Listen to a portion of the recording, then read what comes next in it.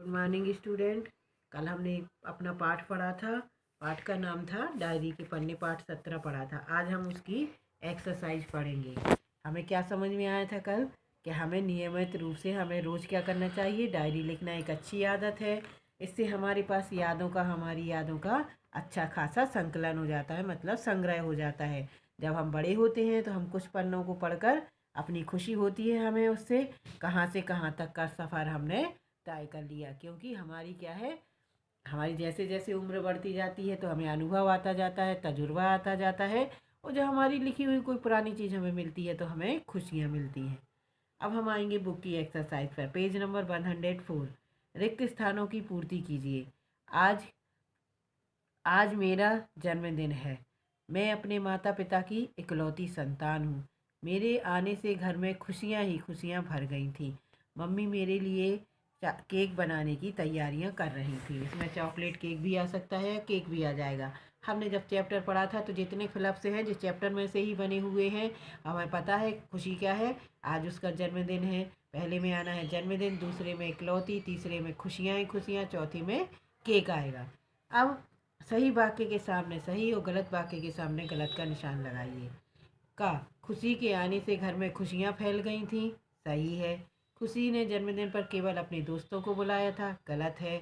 Mummy ने खुशी के जन्मदिन पर केक बाजार से मंगवाया था, ये भी गलत है।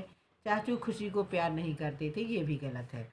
अब सही और गलत में से पहला सही है, बाकी तीनों गलत हैं। अब हम आएंगे सही उत्तर पर सही का निशान लगाइए। हमें तीन वो दिए गए हैं, ऑप्शन दिए गए, उसमें एक सही है, दो गलत है।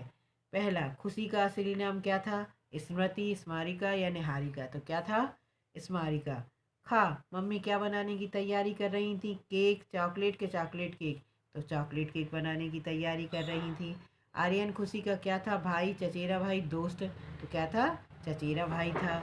सब मिलकर क्या सजाएंगे? घर, कमरा, विद्यालय? तो क्या बनाएंगे सब? घर। तो पहले वाले में क्या है? दूसरा सही है। दूसरे वाले में दूसरा सही है। तीसरे वाले में भी दूसरा सही है, और चौथे वाले में पहला सही है। अब हमें कुछ ऑप्शन दिए गए हैं। हमें योजक चिन्हों को जोड़कर वाक्य को दोबारा लिखना है। योजक चिन्ह हमने पढ़े, कारक चिन्ह पढ़े हैं, ऐसे योजक चिन्ह भी होते हैं। ऑप्शन दिए गए हैं और, इसलिए, क्योंकि। तो सबसे पहला है, उसे प्यास लगी थी वह पानी ढूंढने लगा। तो क्या आएगा? उसे प्यास लगी थी इसलिए वह पानी ढूंढने लगा। टीम मैच हार गई, खिलाड़ियों में एकता ना थी। टीम मैच हार गई क्योंकि खिलाड़ियों में एकता ना थी। वह बाहर गया, दोस्तों को बुला लाया। वह बाहर गया और दोस्तों को बुला लाया। और इसलिए, क्योंकि ये योजक चिन्ह है, इन्हीं को जोड़ कर हमें इन वाक्यों को फिर से दोबारा लिखना था। तो पहले वाले में हमने इसलिए लगाया, दूसरे में क्योंकि, और तीसरे में और आ जाएगा। अब अनेक शब्दों के लिए एक शब्द लिखना है। हमने पढ़े हैं ना अपनी ग्रामर बुक में। अब इसमें हमें ऑप्शन दिए गए हैं, सदाचारी, अल्पज्ञ, अवर्णीय, जलचर और समदर्शी। तो जो जल में रहता है उसे हम क्या कहते हैं? जलचर। जिसका आचरण अच्छा हो, सदाचारी। जो थोड़ा जानता हो, अल्पज्ञ। सबको समान दृष्टि से देखने वाला, समदर्शी। जिसका वर्णन न हो, अवर्णीय होता है वो। अब हमारा ये बुक की चैप्टर, हमारी हिंदी बुक की जो पूरा है सिलेबस, वो आज हमारा सेकंड टर्म का पूरा ख़त्म हो गया। अब हम आगे टेस्ट लेंगे, या आगे हम नोट्स समझेंगे और हमारे टेस्ट होंगे। अब हमने इस चैप्टर से क्या समझा था?